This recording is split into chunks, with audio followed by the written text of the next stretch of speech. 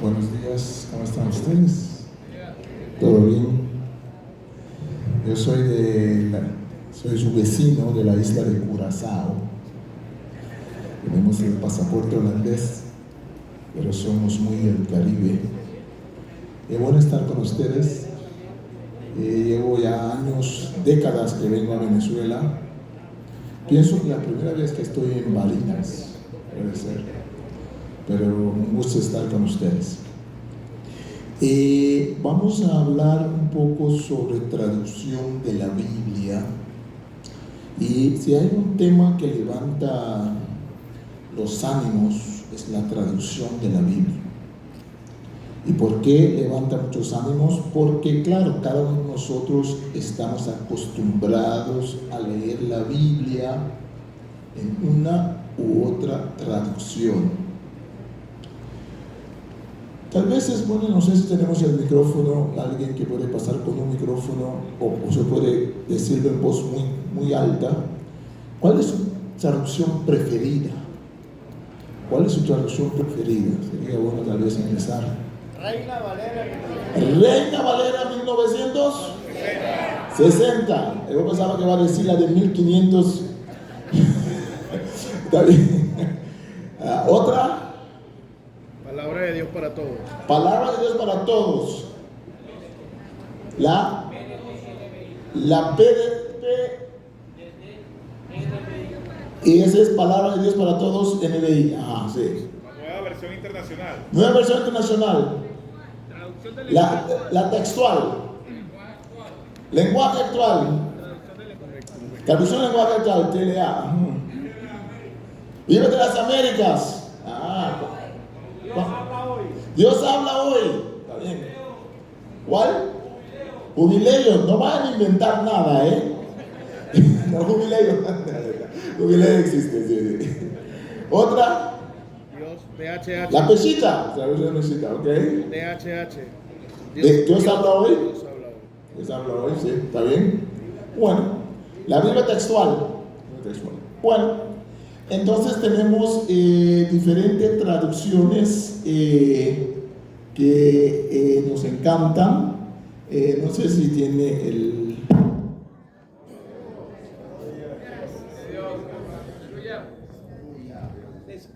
Plan B. Tranquilo, hermano. Yo estoy tranquilo. Ya, necesitamos 20 litros de gasolina para encender la... José Antonio. ¿Me pueden escuchar? Sí. Ok, vamos a seguir. Entonces, vamos a seguir tranquilos. Entonces, cada uno tiene su traducción favorita. Tranquilo que nosotros estamos acostumbrados. Una de las cosas importantes en cuanto a la traducción es que es una traducción. Los idiomas originales de la Biblia, ¿cuáles son? El Antiguo Testamento fue escrito en ¿cuál idioma? Hebreo. Hebreo y Arameo. en arameo, sí. Y el Nuevo Testamento en Griego. griego, en el kine o el koine griego. Muy bien. Entonces, siempre estamos hablando de traducciones. En la historia del judaísmo y el cristianismo, la traducción ha sido muy importante. Por ejemplo, cuando Nehemías y Esdras regresan a la Tierra Santa con los exiliados y van a edificar a Jerusalén, el templo y todo eso, hay un momento donde va a leer Esdras el texto de la Biblia, la ley, y dice el texto de que junto a él parado estaba un intérprete, un traductor. ¿Y qué hacía ese traductor? Traducía el texto hebreo al arameo, porque ya el pueblo, como había vivido fuera de Israel, habían tomado al arameo como su idioma materno. Por eso en tiempos de Jesús también hay diferentes idiomas en Israel. En tiempos de Jesús tenemos el idioma arameo, que es el idioma del pueblo. Tenemos el hebreo, que es el idioma del templo y el idioma de la sinagoga. No todos sabían hebreo, ¿no? Los rabinos, los doctores de la ley ellos sí manejaban el hebreo, y Jesús también.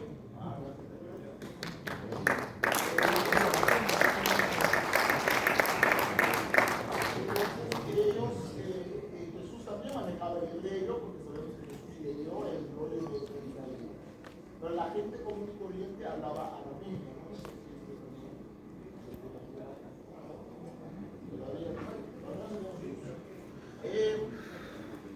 Entonces, ya eso nos dice algo. Si en el Antiguo Testamento, ya vemos que hay traducción.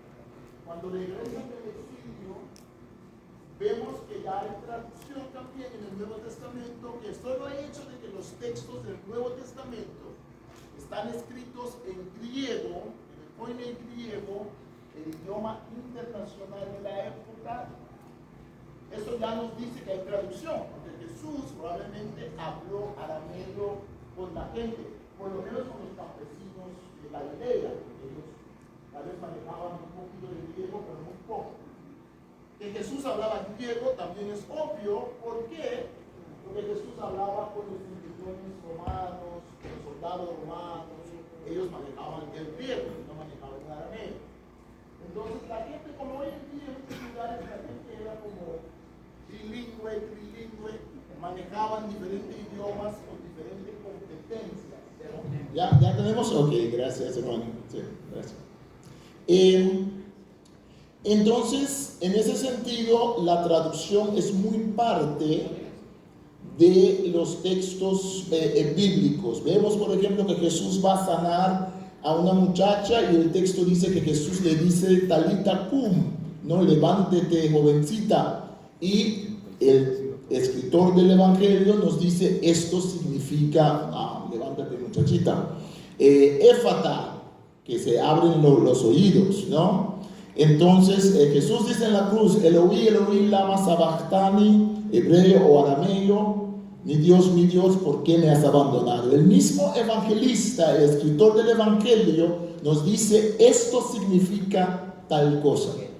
Entonces la traducción no es nada rara, la traducción es muy parte de la historia de la revelación de la palabra de Dios. En el siglo 2-3 antes de Cristo, cuando los judíos estaban ya, claro, en la diáspora, en el tiempo del dominio de los griegos, en Alejandría, los judíos que vivían en Alejandría, ya sus hijos no manejaban más el hebreo, y había cierta preocupación por cómo se iba a seguir diseminando la palabra de Dios entre la nueva generación. Entonces hay diferentes historias en cuanto a cómo era el origen de esto. Una es que un rey, conscientemente del problema, le invita a los rabinos a traducir, tal vez también como meta de influir a los judíos para helenizarlos, hacerlos más griegos. Pero muchos dicen que esa necesidad de traducción sale de las mismas comunidades judías. En Alejandría entonces se traduce el Antiguo Testamento, se traduce al griego. Esa traducción, según la leyenda, según la historia que acompaña la historia sobre los orígenes de esta traducción, se llama la Septuaginta, porque la historia es que habían 70 o 72 hombres que tradujeron 72 días o 70 días. Hay diferentes manuscritos, algunos dicen 70, otros dicen 72, y se pusieron en 72 cubículos aparte y tradujeron la Torá, los primeros 5 libros, el Pentateuco del Antiguo Testamento, lo que nosotros llamamos el Antiguo Testamento, no los judíos. Esa traducción entonces, según la leyenda, cuando salen de traducir cada uno, ven que es exactamente igual lo que tradujeron. Sabemos que es una leyenda, ¿no? No sé si... Es una historia, no es verdad que salieron todos, no es verdad tampoco que son 72 días, pero es una historia que algunos rabinos contaron como forma simbólica de que la Septuaginta, la traducción griega, es palabra de Dios y fidedigna. Entonces vemos que los judíos también, desde tiempos muy antiguos, traducen el texto y que ese texto se vuelve en palabra de Dios. Después vemos que van a haber más traducciones, ¿no? Van a haber más traducciones en la comarca, traducciones que van a ir bendiciendo, pero también condicionando a la comunidad de fe. Una traducción tiene mucha influencia sobre el idioma, tiene mucha influencia. Por ejemplo, la Septuaginta es la traducción que muchas veces vemos que el Nuevo Testamento cita la Septuaginta en vez de citar el texto hebreo. ¿Por qué? Porque es más fácil citar la Septuaginta, porque como está ya en griego y uno está escribiendo en griego, es más fácil citar la Septuaginta. De hecho, probablemente Lucas, por ejemplo, uno de los escritores del Nuevo Testamento, de Lucas y Hechos, no sabía hebreo, probablemente. Él conocía los textos del Antiguo Testamento en la Septuaginta, en griego. Entonces, él cita. Pablo, claro, que sí conocía hebreo, de vez en cuando también cita la Septuaginta, como es más fácil de citar el texto griego que el texto hebreo. Entonces, esa aceptación de traducción como parte de la revelación de Dios a los pueblos es intrínseco al cristianismo. Es diferente a los musulmanes, donde la doctrina de inspiración musulmana, y a veces los hermanos en la iglesia se confunden, nosotros no somos musulmanes, somos cristianos. Y a veces la gente se confunde y piensa que tenemos la misma doctrina de inspiración. No es así. Le voy a decir la diferencia. Según la historia de Mohammed, él una noche está sentado y el ángel Gabriel le posee y él en la mañana se levanta y tiene todo el texto escrito en árabe clásico, el Corán. Él no tiene nada que ver con lo que escribió. Pero los musulmanes creen que directamente, los musulmanes ortodoxos, no los musulmanes más liberales o que son más de mente abierta, que saben que también el Corán tiene manuscritos y todo eso, ¿no? Pero según la historia de Mahoma, entonces él escribe. El cristianismo nunca ha dicho eso. Lucas 1, versículo 1 hasta 4, distinguido Teófilo, muchos han tratado de escribir un relato de los acontecimientos que ocurrieron entre nosotros según nos los contaron a los testigos oculares. Yo también me ha parecido bien de escribir el relato después de haber investigado todo cuidadosamente, y también dice escribir el relato en secuencia, en orden. Lucas allí dice, yo Lucas, que soy cristiano, y le dice a Teófilo para que puedas estar seguro de las cosas que te han sido enseñados o las cosas que te han informado. Se puede traducir en dos formas. O Teófilo era una persona de categoría muy alta del mundo greco-romano a quien dedica Lucas su texto, y Teófilo no era cristiano y Lucas le quiere dar testimonio sobre el cristianismo en sus dos libros, Lucas y Hechos. O tal vez Teófilo era cristiano, no sabemos exactamente. O algunos dicen que Teófilo es simbólico. Teófilo significa el quien ama a Dios, ¿no? Entonces, pero yo pienso que Teófilo existía, que era alguien de la élite romana. En esa dedicatoria está muy clarito de que Lucas dice, yo voy a investigar, yo voy a escribir, yo lo voy a hacer en orden. Muchos han intentado de hacerlo, han hecho algo, pero yo lo voy a hacer. Entonces eso no quita la presencia, la gestión del Espíritu Santo. Eso solamente nos dice que la doctrina de la inspiración cristiana es un poco diferente.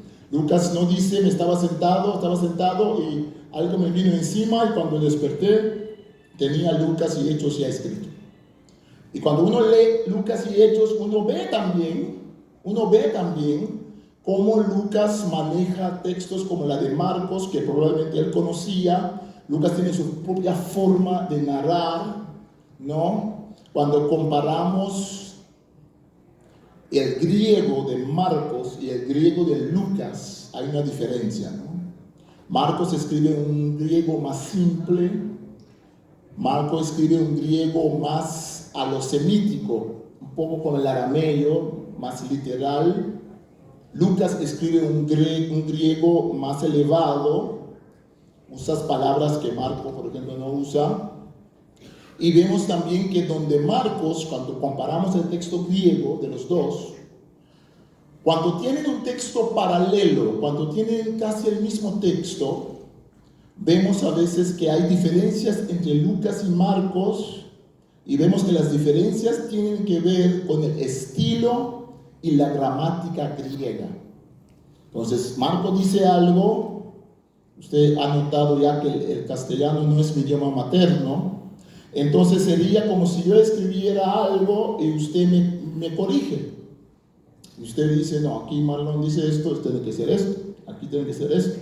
Entonces podemos comparar Lucas y Marcos y podemos ver que consistentemente en los textos que Marcos y Lucas tienen en común, consistentemente hay cambios gramaticales que hace Lucas, que son buenos cambios, que son cambios lingüísticos, idiomáticos del griego, que lo está haciendo en buena forma Lucas. Entonces, eso nos deja ver esa parte. Entonces, por eso que con los musulmanes, oficialmente no se puede acceder la palabra del Corán con una traducción. Se traduce, pero oficialmente los musulmanes tienen que aprender de memoria el texto árabe, ¿no?, de la Corán, aunque no sepan todos exactamente lo que dice. Usan traducciones, pero no lo usan oficialmente en la mezquita. Pero el cristianismo es diferente. En el cristianismo, desde el inicio, traducción es la forma en la cual Dios comunica su palabra. No exigimos de la gente que aprendan griego y hebreo para que puedan conocer al Señor. No exigimos de la gente para que tengan que leer griego y hebreo y arameo para que puedan acceder a los textos. Hemos tenido traducciones ya desde mucho tiempo. Traducción llega a nuestra región de las Américas en una forma chocante, en una forma de choque de culturas. En 1533, el Inca Atahualpa, según las crónicas españolas, ibéricas, tiene un encuentro con el fraile Valverde, y en esa comunicación de los dos hay un problema muy serio de traducción. Hay un intérprete que trata de interpretar, y después de que el padre explica lo que es la fe, el Inca, según el cronista, dice: su intérprete me dijo que usted propone que debo conocer a estos 5 hombres. El primero es Dios, 3 y 1, que son 4. Por coincidencia, nosotros los llamamos Pachacamac y Viracocha. Del segundo, ustedes dicen que es Padre de todos y sobre él todos amontonaron sus pecados. Al tercero, ustedes lo llaman Jesucristo, el único que no arrojó sus pecados sobre el primero, sin embargo lo mataron. Ustedes le llaman Papa al cuarto, al quinto lo llaman Carlos, el omnipotente gobernador del universo supremo, sobre todo sin tomar en cuenta a otros. Aquí vemos la confusión, porque probablemente el fraile dice, yo vengo aquí en nombre del emperador Carlos, el rey Carlos, vengo aquí en el nombre del Papa de Roma, etcétera, etcétera, y vengo a anunciarle la Santísima Trinidad, Dios Padre, Dios Hijo, Dios Espíritu Santo, entonces todo eso se confunde, hay que tener cuidado aquí con la cosa. Entonces vemos que no se entiende. Se entiende algunas palabras, pero no se entiende el significado de lo que está diciendo. La traducción, en muchas situaciones encontramos este reto y este problema. Podemos, siguiente plano. Puede saltar esta. No, una más arriba. No, arriba. Atrás. ¿Nada más? Aquí, ¿por qué hay problemas de traducción? Estamos hablando de traducción común y corriente, cuando nos topamos gente de diferentes culturas y hablamos en las Américas, como nos decía el hermano, el director Baudilio, tenemos una riqueza inmensa de pueblos indígenas. Tenemos los sordos con su propio idioma, cada lengua de señas en cada país es diferente, no hay una lengua de señas en el mundo, hay como 400 lenguas de señas en el mundo, cada lengua de señas es un idioma en sí, que parecen algunas cosas, pero son cada uno es un idioma en sí. Entonces, tenemos toda esa riqueza de idioma y cuando hablamos sobre traducción muchas veces hay confusión. Y la confusión crece más cuando podemos entender un poco del otro idioma, pero no es nuestro idioma materna. Entonces entendemos en parte, comunicamos en parte. El idioma es algo muy interesante porque tiene diferentes aspectos. En la comunicación entre el fraile y el Inca Atahualpa, hay un problema de léxico. Léxico quiere decir palabras. ¿Qué significan las palabras? El vocabulario. Y cuando nos acercamos a la Biblia también vemos que hay una situación de palabras, hay situación de traducciones, cómo interpretamos ciertas palabras, ¿no? ¿Qué significan ciertas palabras? Entonces aquí la palabra persona, por ejemplo, es muy difícil. ¿Cómo traducir la palabra persona? Entonces el Inca, cuando dice, el fraile le dice, hay un Dios, probablemente el fraile le dijo, hay un Dios en 3 divinas personas. Y claro, ¿qué significa eso? ¿No? Cuando la Biblia nos habla de justificación por medio de la fe, ¿qué significa eso?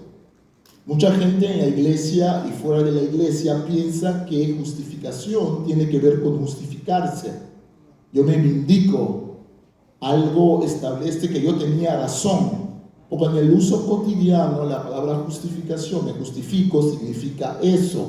Pero en la Biblia no significa eso, ¿no? Entonces, hay una confusión de vocabulario cuando nos acercamos a la Biblia, y los que ya conocen la Biblia, los que ya crecieron con la Biblia, tenemos esa ventaja de conocer los vocablos, las palabras, ¿no? Entonces, pero la gente que es nueva, la gente que está acercándose a la Biblia por primera vez, muchas veces tiene retos. Pero también gente en la iglesia, ¿no? A veces uno puede llevar 20 años en la iglesia y descubrir que siempre ha pensado algo sobre un texto bíblico, pero que no era exactamente así. Hay el problema del sintaxis, la estructura de la oración, ¿no? Idiomas difieren en cómo formulan sus frases, ¿no? Hay idiomas que dicen, yo vengo a casa mañana. Hay idiomas que dicen a casa vengo yo mañana, lo más normal. Los idiomas difieren. Por ejemplo, en el hebreo y el griego es muy común de no hacer explícito el verbo ser. Entonces, el texto hebreo muchas veces dice yo, hebreo, yo soy hebreo, ¿no? Yo, luz del mundo, no necesariamente hay que poner allí el yo soy. Entonces vemos que en muchos idiomas es así. Entonces cuando el hermano o el compatriota indígena habla castellano y deja afuera ciertos verbos, no es porque es tonto, no es porque no es inteligente, no es porque no sabe, es porque en su idioma materno no se hace. Y cuando uno se acostumbra a su idioma materno, cuando aprende otro idioma, tiene la tendencia de aplicar lo de su idioma en el otro idioma, ¿no? Es como el inglés, ¿no? Cuando los que somos hispanoparlantes hablamos inglés, si no aprendemos bien el inglés, vamos a decir cosas en inglés que vienen del castellano, no porque somos tontos o no somos inteligentes, ¿no? Entonces, eso de idioma es muy importante. Por ejemplo, en algunos idiomas no se puede decir llovió y la calle estaba mojada. Hay siempre que decir la calle estaba mojada porque llovió. ¿Sí? En muchos idiomas indígenas de nuestra región, la lógica del idioma es diferente a los idiomas indoeuropeos. ¿Qué son idiomas indoeuropeos? Son idiomas de Europa que tienen un vínculo con el idioma de la India que se llama el sánscrito, y se ha comprobado que son vinculados el francés, el inglés, el alemán, el español, el holandés, el italiano. Todos esos idiomas tienen algo en común. Esos idiomas, y el griego también es un idioma indoeuropeo. Entonces, en esos idiomas hay cosas que se hacen muy natural porque ese idioma lo hace. Por ejemplo, en esos idiomas decimos amor, una palabra muy simple pero muy complicada. Amor, sustantivo, el amor de Dios. Pero en muchos idiomas del mundo no se puede decir amor de Dios. ¿Por qué no se puede decir? ¿Porque no tienen amor? ¿Porque no saben que Dios los ama? No, porque el idioma no permite decir la palabra amor como sustantivo. Hay que hacerlo un verbo. Hay que decir alguien ama a otra persona. Acá en Venezuela ustedes tienen un idioma que se llama Wotinja, o antes lo llamaban Piaroa. Los hermanos Wotinja y las hermanas no les gusta el nombre Piaroa, porque el nombre Piaroa viene de la época colonial, donde se les llamaba piel roja Piaroa. Entonces ellos prefieren el nombre Wotinja, que significa gente de plumas reales. Entonces es lo que a ellos les gusta. Viven allí en Puerto Ayacucho, esta región. Ellos para amor no pueden traducir amor de Dios. Si Dios es el quien nos ama, ellos traducen Dios envidia, Dios tiene envidia para con nosotros. Qué raro, ¿no? Dios tiene envidia para con nosotros. Pero pensémoslo bien. ¿Cómo llegan ellos a esta traducción? Tienen que usar un verbo, no pueden decir amor como sustantivo, hay que decir un verbo de acción. Ellos llegan allí porque ¿qué es amor?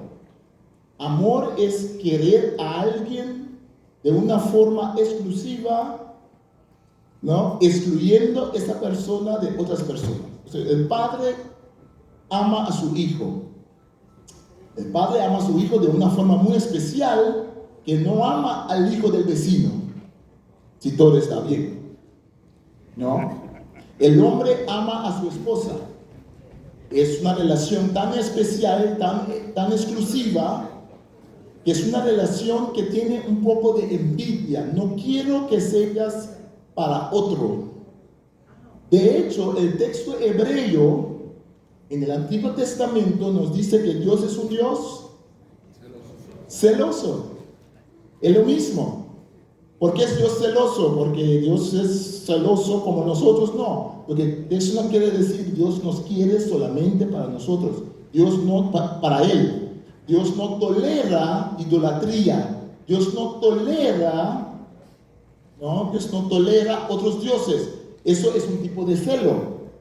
Entonces los Mottenham traducen en su Biblia, así tanto envidia tenía Dios para con los seres humanos del mundo, que no quería nadie otro para ellos, que envió a su único hijo para salvar. ¡Wow! ¡Wow! Eso es otra forma de verlo, ¿no? Es otra forma de verlo. Entonces, cuando se encontró con el Atahualpa, que es de pensamiento andino,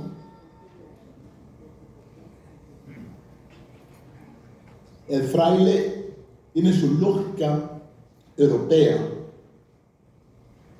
La lógica andina es diferente. Uno de los retos más grandes de la traducción de la Biblia es la lógica cultural de nosotros y la lógica cultural. Y no estoy hablando ahora de lógica matemática, porque eso es universal. Una vez que aceptas los axiomas en la matemática o en la lógica filosófica, todo el mundo, africano, chino, judío, ¿no? Gente de Barina, todos lo hacen lo mismo, ¿no? Si todo está bien. Entonces, uno más uno es 2, ¿no? Entonces, pero estoy hablando de la lógica cultural. Culturas también tienen su lógica, un automatismo, un conocimiento innato, un conocimiento automático que llevamos a la vida, que nos hace interpretar. Entonces, el aspecto cultural es muy importante de la comunicación. Y allí es donde la traducción de la Biblia también tiene el reto de cómo comunicar. Nosotros somos, voy a decirlo de forma muy fuerte, ¿no? Nosotros somos esclavos o hemos sido esclavizados por el, voy a decirlo primero y voy a explicarlo, por el paradigma de Gutenberg. Gutenberg era el inventor de la imprenta, ¿sí? Entonces, cuando Gutenberg inventa la imprenta, viene la reformación protestante, la reforma, dice, ¿no? La reforma protestante, y tenemos el pensamiento, buen pensamiento, cada quien necesita su Biblia, la Biblia impresa. Antes de Gutenberg, copiaban a mano, ¿no? Eran manuscritos a mano. Ahora, como tenemos la Biblia, ahora está cambiando, porque muchos de ustedes ahora tienen su Biblia en el teléfono, ¿no? Y ahora para los pastores es muy difícil en la iglesia, porque agarras a un hermano allí con el teléfono y dice, hermano, no, estoy viendo la Biblia, pastor. Y claro, son tan listos que tienen el texto bíblico, pero detrás hacen muy rápidamente, cambian de pantalla y van a las comiquitas, ¿no? Pero hoy en día eso ha cambiado, pero tenemos todavía ese pensamiento de que la Biblia solamente en forma impresa, y eso a veces afecta la traducción. Tenemos que recordar que el texto bíblico nos viene en forma oral.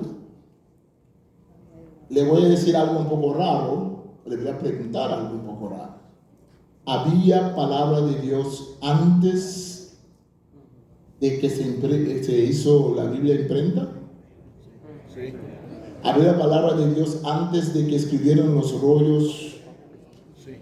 Sí. ¿Había palabra de Dios antes de que Jeremías habló? Sí. Tradición oral. Había palabra de Dios, siempre hay palabra de Dios. Tradición oral.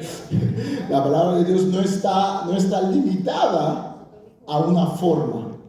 Pero claro, en la historia de la comunicación de la palabra de Dios, Dios usa los medios culturales de la cultura, como es la oralidad, como es la visualización, como lo es escribir, ¿no? en pedazos de arcilla, o escribir en manuscritos, en pergaminos, como es la imprenta, como es la compu, como es la internet, como es en forma oral, de audio, o como es en video. Dios siempre va a usar lo que puede comunicar su palabra. Entonces, eso es importante. Antes de seguir, una pregunta solo de una persona. ¿Quién es él? Y no venga con una pregunta sobre quién es el anticristo, cuántos cachos tiene el diablo, porque de eso no se trata la charla. Una pregunta sobre el tema, lo que estaba hablando yo. Una pregunta puntual. Y según vamos hablando esta mañana, si usted tiene preguntas, lo puede escribir en un papelito, vamos a recogerlos y después al final vamos a tratar de ver si podemos. Y habrá preguntas que yo tampoco sé, entonces no se vaya a escandalizar, porque a veces, no, yo tampoco sé. Muchas veces yo tampoco sé, no a veces. ¿Hay preguntas? ¿Alguien quiere hacer una pregunta sobre el tema? ¿Así? Aquí. Aquí el hermano, hay que darle. No le pasa. No le pasa. Le digo no. José Antonio, ¿dónde está José Antonio?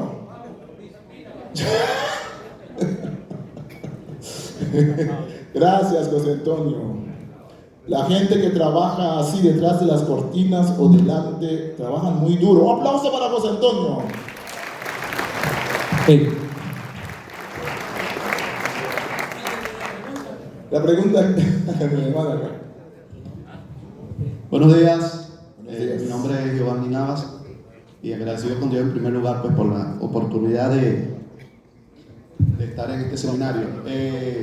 No sé si todavía falte para este tema, pero no sé si tampoco me voy a adelantar a la pregunta, pero tiene que ver con la versión de la Reina Valera 1960, que es la más popular y conocida de todos. Si la Sociedad Bíblica tiene algún proyecto de revisión y de mejora en cuanto a la traducción de la versión Reina Valera 1960. Okay.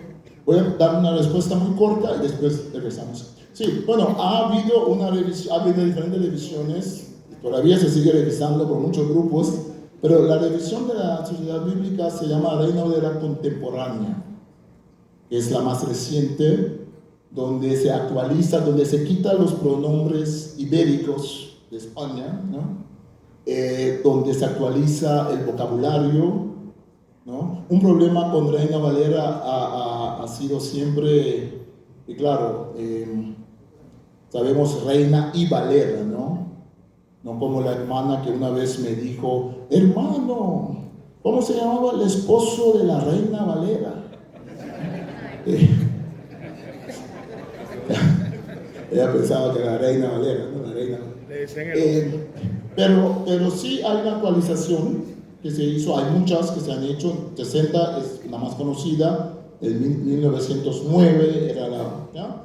Entonces esa Reina era contemporánea, lo puede encontrar en la internet, pero también aquí puede consultar con los amigos de la Bíblica de Venezuela. Es una buena versión, es una actualización muy buena, una revisión muy buena de la Reina Valera, que sigue la misma tradición. Recuerden que una versión es una tradición de traducción.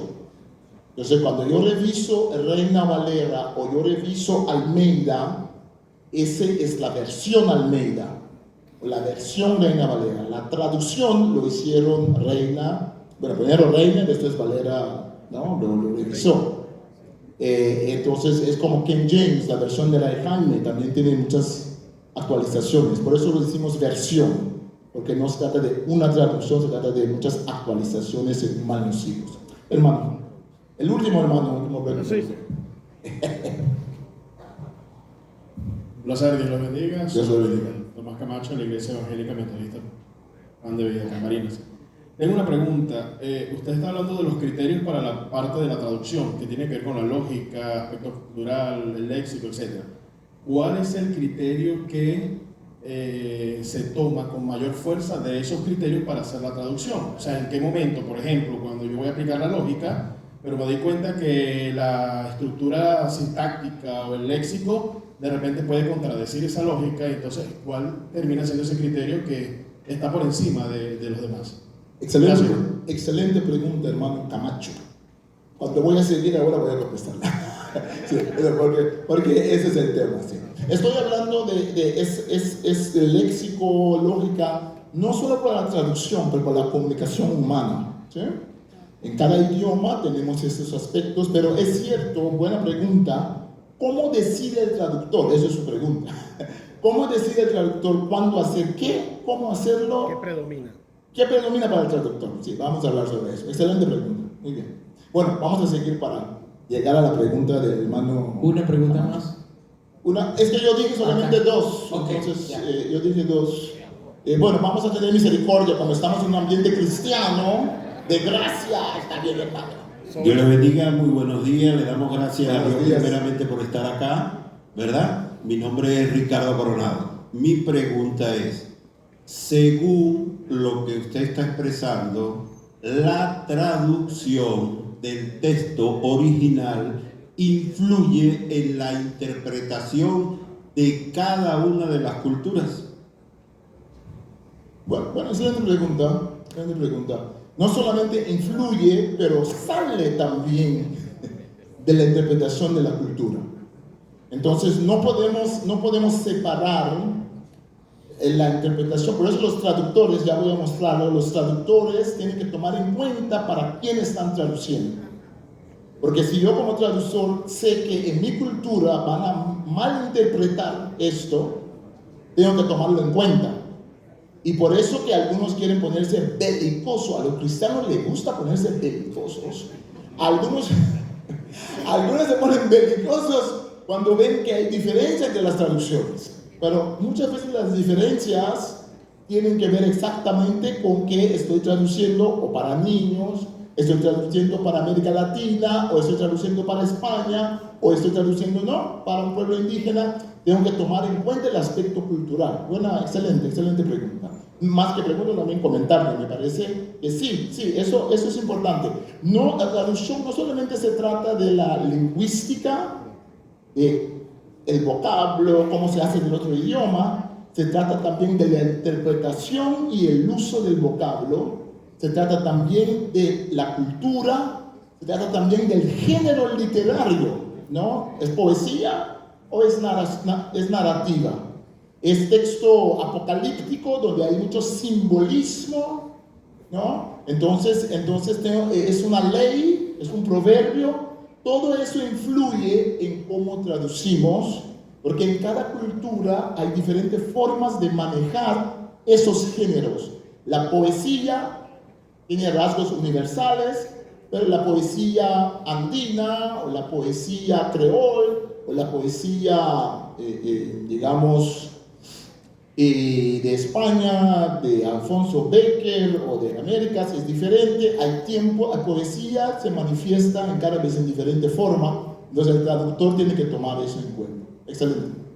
Bueno, esa era la última. No, ya de gracia. Hemos dado gracia, pero la podemos seguir dando gracia, ¿no? Entonces después, hermano, después. Vamos a seguir.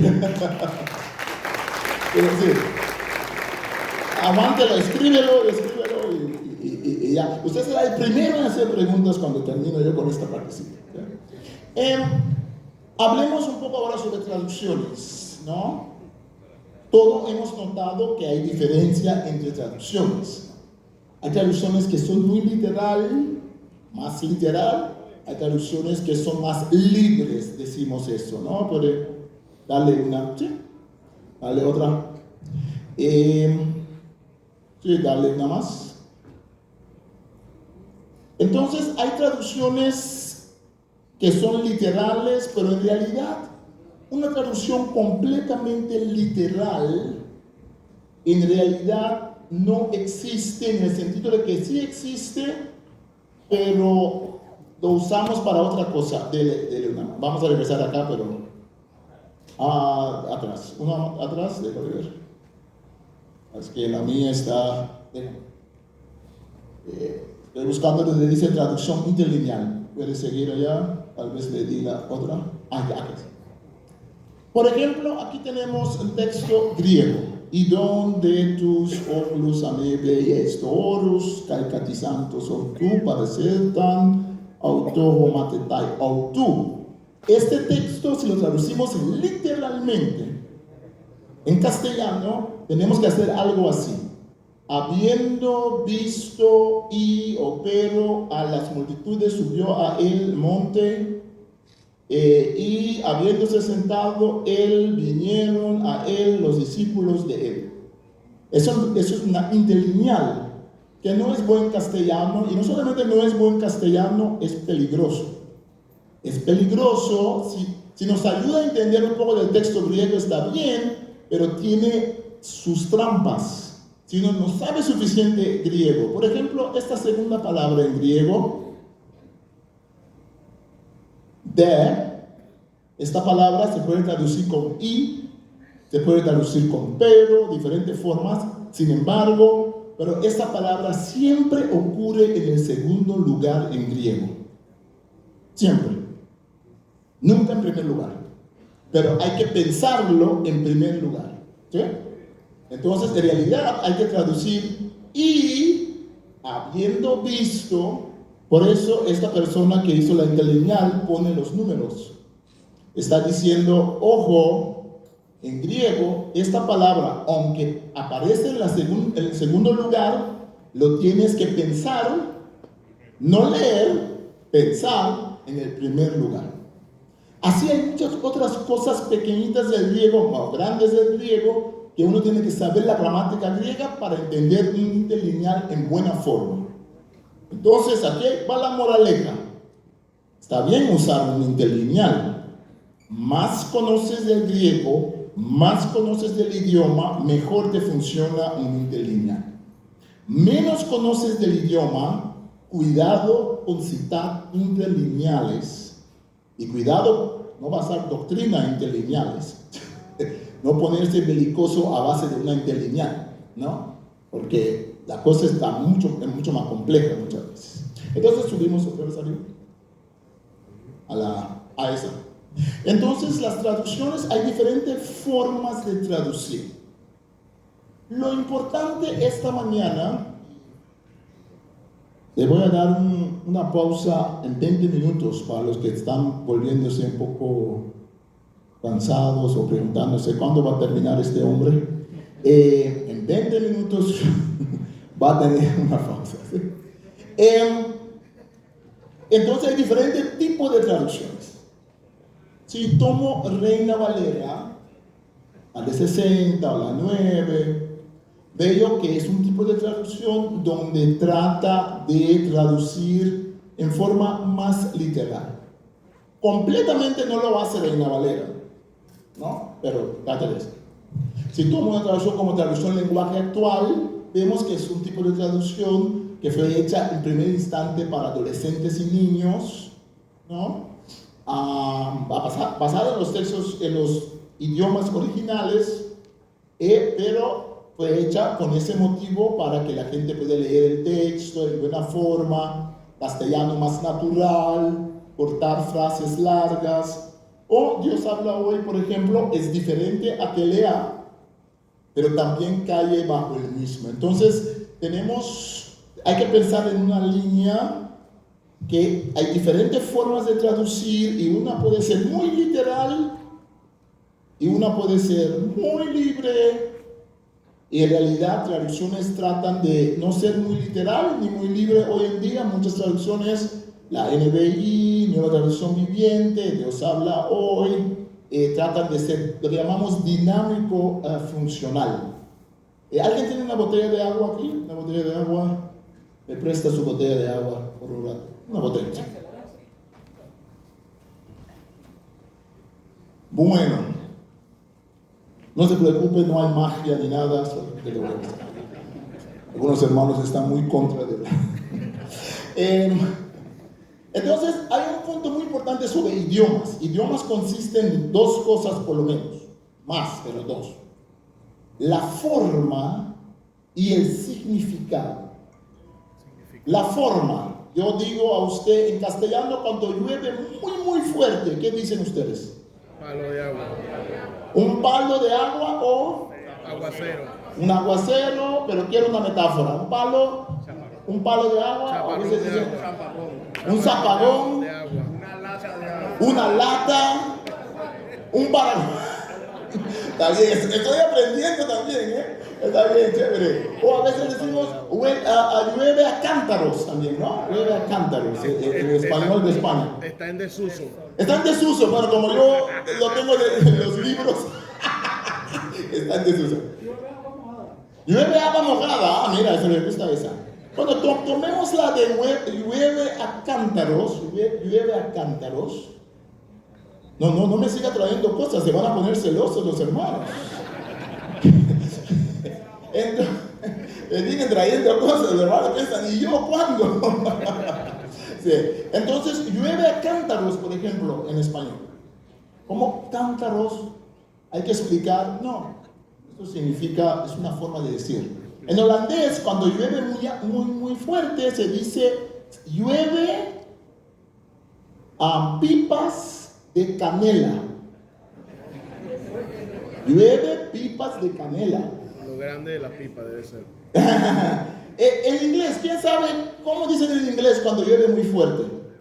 Una de las cosas que dicen en inglés, ¿quién sabe? Dicen llueve cats and dogs. Perros y gatos. Perros y gatos caen del cielo, ¡wow! A un japonés. El uno le cae pipas de canela, el otro le cae cántaros, el otro le cae... Eso es la forma. ¿Cuál es el significado de todas esas expresiones? Es que llueve muy fuerte. Ahora, si yo voy a traducir y yo quiero que sea literal la traducción, y yo llego aquí a Barinas y yo le digo a usted, mire hermano, está lloviendo pipas de canela. Usted va a decir, bueno, déjeme llamar muy rápidamente al psiquiatra para ver cómo ayudamos al hermano. Pobrecito, ¿no? O vaya a comprar canela. Entonces, tengo que traducir de forma dinámica. Ajá. Tengo que traducir de forma funcional para que se entienda en castellano. Tengo que decir, no, en castellano se lo traduzco literalmente. Si no le doy a usted la información de que en holandés eso significa llueve fuerte, usted va a sacar conclusiones erróneas. Entonces voy a traducir significa en castellano, no decir literalmente llueve pipas de canela, pero significa decir llueve a cántaros. O todas las cosas que ustedes dijeron. ¿Sí? Ahora, ¿cuál es mejor? ¿Una traducción que dice pipa de canelas o una traducción que dice llueve a cántaros? Depende.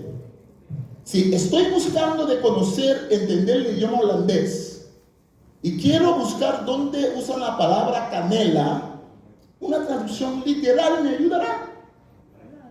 Pero si quiero entender lo que significa el texto en holandés, una traducción dinámica funcional me ayuda.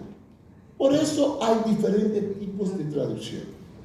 Por eso traducciones tienen metas.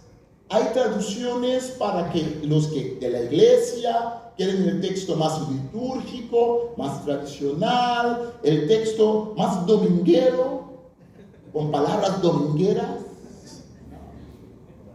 La tradición del idioma, qué lindo, literario. Pero hay traducciones para el muchacho que vive en la calle que no entiende esas palabras domingueras. Hay ni siquiera solamente el muchacho que vive en la calle. Mucha gente no entiende las palabras domingueras.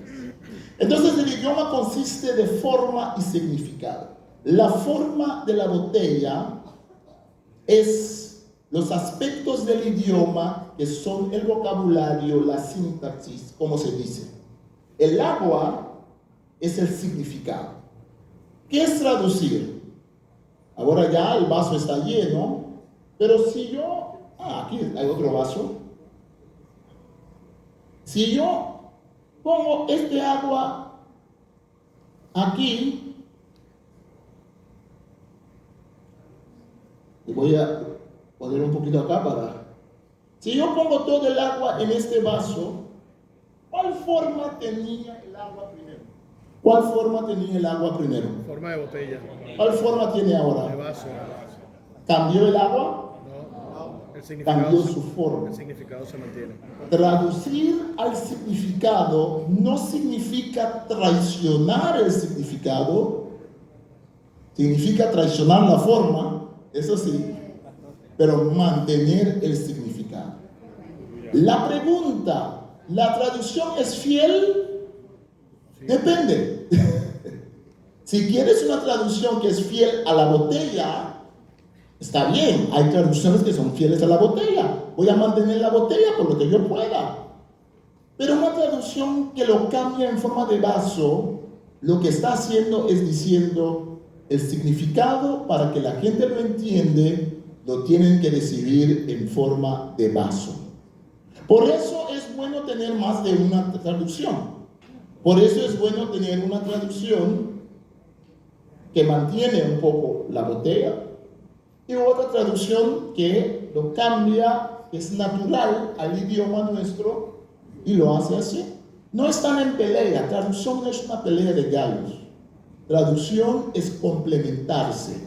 Traducciones hechas en buena forma se complementan todos entre sí. Porque la palabra de Dios es tan rica, la palabra de Dios es tan profunda, que una sola traducción en realidad no puede captar esa riqueza. Porque los idiomas son tan diferentes también y el traductor siempre tiene que escoger qué traducir o qué no traducir. Más, hermano. Hermanito.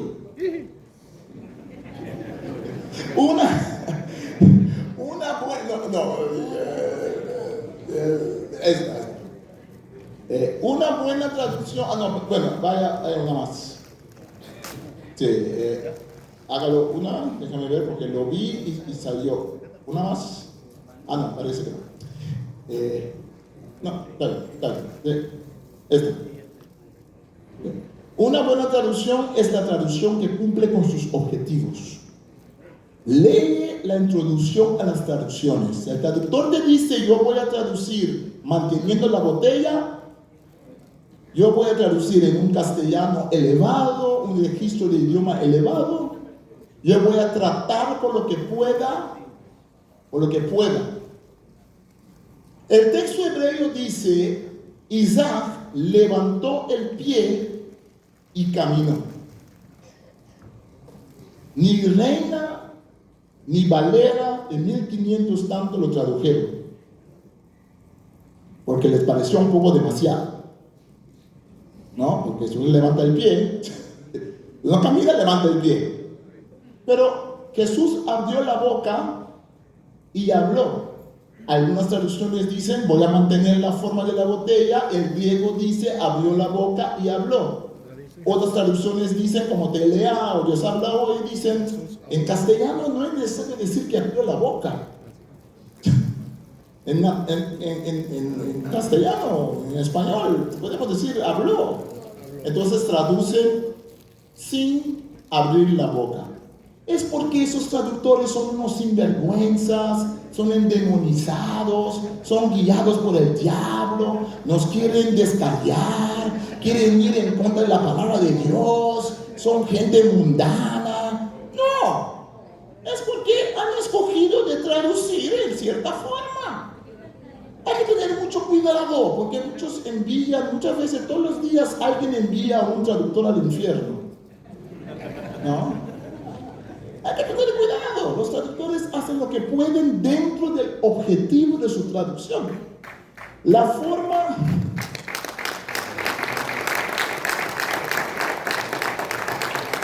Y no estamos diciendo que la forma no es importante. La forma es importante. Yo puedo querer tener una traducción donde cada vez veo que el texto hebreo usa la palabra Goel. Goel significa redentor. Ahora, hay diferentes tipos de redentores en el texto hebreo. Hay el redentor que libera a su paisano, a su familiar, de deudas. Hay el redentor que se casa con la viuda de su hermano que falleció, ¿no? Hay diferentes redentores, la misma palabra Goel. Si yo quiero buscar la palabra Goel y quiero en castellano encontrarla, una traducción como Reina Valera o otros que son más literal, me ayudan a ver que siempre se está usando la misma palabra. Vale para el estudio bíblico. Pero si yo quiero entender lo que significa, vale también la otra traducción que me dice, aquí voy a traducir redentor, pero aquí voy a traducir liberador, o voy a traducir otra cosa para que se entienda el significado. Hay diferentes formas de traducir. Hay una teoría que se llama teoría de Scopus, que significa que cada traducción tiene una meta que se adapta a su audiencia. Es una teoría de traducción. Muchas traducciones modernas, como en Sudáfrica o el holandés de 2004, tratan de hacer las dos cosas. Tratan de traducir literal por lo que se pueda, pero también funcional. Ellos tienen una teoría cómo hacerlo. Entonces, para ciertas cosas dicen, hay que dejarlo como está, poner una nota. Para otras cosas dicen, aquí hay que adaptarlo al idioma, porque para el idioma es importante. Voy a terminar con una anécdota antes de que este hermano haga su pregunta. Bueno, haga su pregunta primero, después termino. Sí. Mucho gusto, mi hermano. Mi nombre es Danilo Terán. Mucho gusto. Y de verdad estoy tan gozoso de haber venido. Mira, hermano, estamos hablando del sentido de la traducción. Y fue muy pertinente que haya dicho que todos los días alguien manda al infierno a un traductor. Yo siempre me pregunto si tanto criticamos lo que enseñamos el español, que no hablen hispa-inglés, que si están en Venezuela habla español, ¿cómo hacemos ahora con la filtración del hispa-hebreo o del hebreo-hispa en la Biblia? Un ejemplo es la palabra Jehová. Hay ahorita un ataque en las versiones de sacar la palabra Jehová de la Biblia, por unas razones que no vamos a hablar aquí. Pero yo observo que fue una palabra que no migró de latín, que ellos lo pusieron en latín y la escribieron en latín, ¿verdad?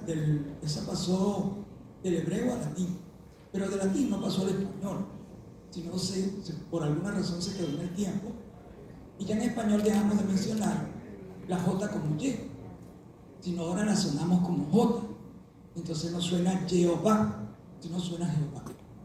Entonces la pregunta es, si hablamos de la pertinencia del traductor y del idioma y de la cultura, muchas veces la gente quiere hablar sobre el hispahebreo y muchas veces no se entiende incluso lo del predicador. ¿Qué sentido tiene? Entonces, usted está hablando de tres cosas, pero voy a tratar de tocar por lo menos dos. Sí, está bien, gracias. Sí, lo último que usted está diciendo, cuando agarramos esa tendencia de usar palabras de griego o hebreo en la prédica, ¿no? Y mitad de la prédica usa palabras en hebreo o en griego, eso es confuso.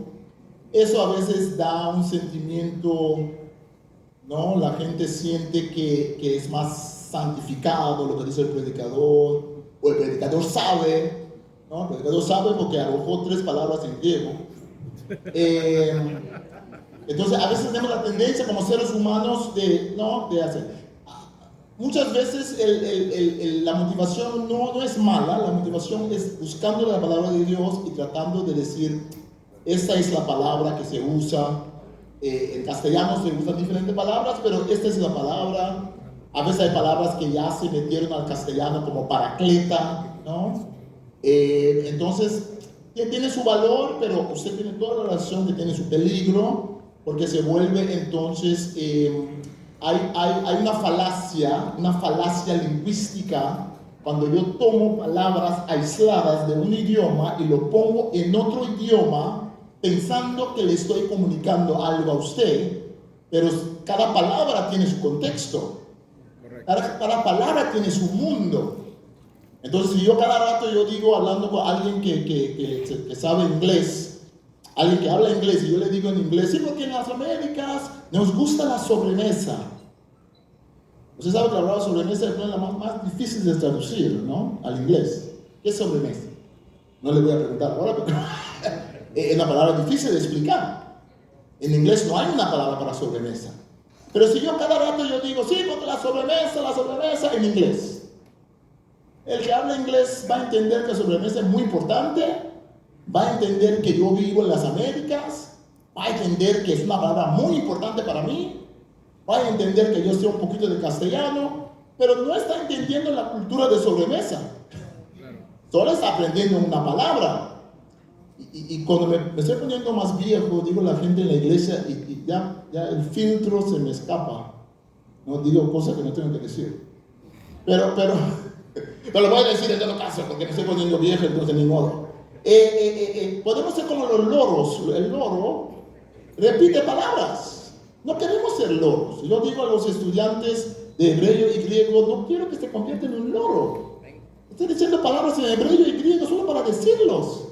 Hay un mundo detrás de esa palabra que puede afectar, impactarnos. Está bien aprenderlo, está bien comunicarlo en la prédica cuando es necesario, pero no nos volvamos gente. Entonces, es el peligro que hay. Entonces, en toda razón, no estoy desanimando a nadie acá para que aprenda griego y hebreo. No estoy desanimando, tampoco diciendo que si un pastor usa una palabra griego y hebrea que es algo malo. No me malentiendan. Hay que preguntarnos cuándo lo hacemos, en qué momento lo hacemos, cuál es nuestra intención. Si yo vengo acá a hablar para decirle que yo sé griego o yo sé hebreo, mejor me quedo en casa, porque eso a usted no le importa. No le importa si sé griego o no sé hebreo, ¿no? Eso no le va a cambiar la vida a usted. Usted ha venido porque usted quiere aprender sobre la palabra de Dios. Y cuando predicamos, nuestra intención es de predicar la palabra. Y si usamos un poco de griego o hebreo y explicamos algo un poco más complicado, está bien. Pero la meta no es para ilustrarnos, para poner a nosotros encima, ¿no? De una tarea. Para brillar. Lo del nombre de Dios es un poco más complicado el tema. Sí es cierto que en español la J, el sonido J en hebreo es el sonido la Y, Jehová, pero hay todo un tema con el nombre Jehová, ¿no? Porque la palabra, las letras en hebreo son 4 letras que los rabinos judíos pusieron puntitos y rayitas para decir cómo pronunciarlo. Ellos mismos no lo pronunciaban. Hasta hoy en día, si le preguntas a un rabino judío, te va a decir que no. Es el nombre impronunciable. Pero las siglas, las rayitas y los puntos debajo nos refieren a otra palabra, que es la palabra Adonai, que significa Señor, o también puede ser Hashem, el nombre. Entonces, reina, después Valera, porque vivieron en el tiempo donde un erudito alemán dijo que si hay que pronunciarlo como Jehová, pusieron Jehová. Después otros dijeron, mejor poner Señor, como los judíos dicen Adonai, que significa Señor. Cuando vemos el nombre sagrado, ponemos Señor en muchas Biblias con letra capital, mayúscula.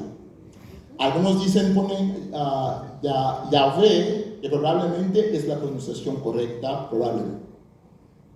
No nos peleemos por eso, ¿no? Hay ciertas tradiciones de pronunciación del nombre o de cómo hacer el nombre. Vale la pena saber de dónde vino eso, ¿no? ¿Alguien se va a ir al infierno porque no sabe pronunciar el nombre? Humildemente yo pienso que no, pero tal vez esté equivocado. Es un tema de la historia del hebreo, cómo pronunciar las palabras. Es un tema también de lo que es costumbre ahora en las iglesias, ¿no? Si usted está acostumbrado a la Reina Valera de 1960, eso es la costumbre. Ahora la Reina Valera contemporánea no está, ¿no? Lo sacaron. Pero eso no quiere decir porque el traductor está en contra de usar el nombre, no. Es una política de traducción. Dice, bueno, mejor, como los judíos no lo pronuncian, nosotros tampoco lo vamos a tratar de pronunciar. Entonces es un tema un poco más profundo de tratar. Pero gracias por los... Muy bien, buena pregunta. Bueno, vamos a ir a la pausa para que usted también goce de un poco de agua. Yo tengo café, yo tengo Gatorade. Pónganse celosos. Bueno, regresamos Regresamos en 15 minutos. No, voy a dejar al pastor que nos diga.